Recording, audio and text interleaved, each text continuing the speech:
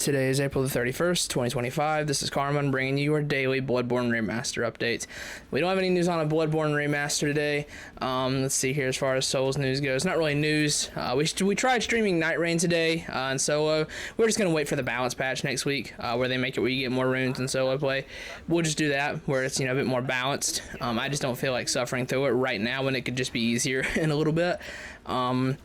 This isn't like Consort Radon, where it's like, oh my god, I've already put in so much time, or I could really feel, it's worth trying. This just isn't really worth it to me until they fix it, so I'll wait till then we'll come back and try it.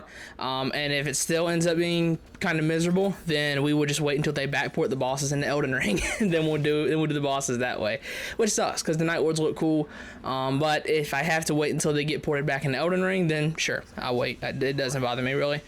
Let's see here. In terms of gaming news, we don't really have anything. Summer Jeff Fest is now less than a week away. He went out the partner list. It's a pretty big list. A lot is listed there. I think Jeff could have a really big show, man. I think Jeff is going to have a big show. I think that Microsoft is going to have a big show. And I actually think that Sony is going to stink up the joint like they have the past several State of Plays. Sony has not had a good show in like... Hold on a sec. I'm trying to think.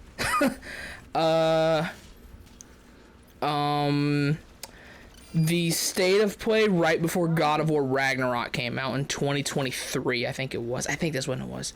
Or was it 2022?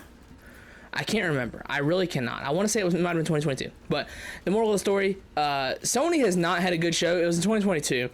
They had a State of Play like right before God of War Ragnarok. They had like God of War Ragnarok, Stellar Blade, Rise of the Ronin, and a couple other things. That was the last good show I remember. They have not had anything since then. So I fully expect Sony to have a State of Play sometime in June, and I expect them to stink up the joint 100%.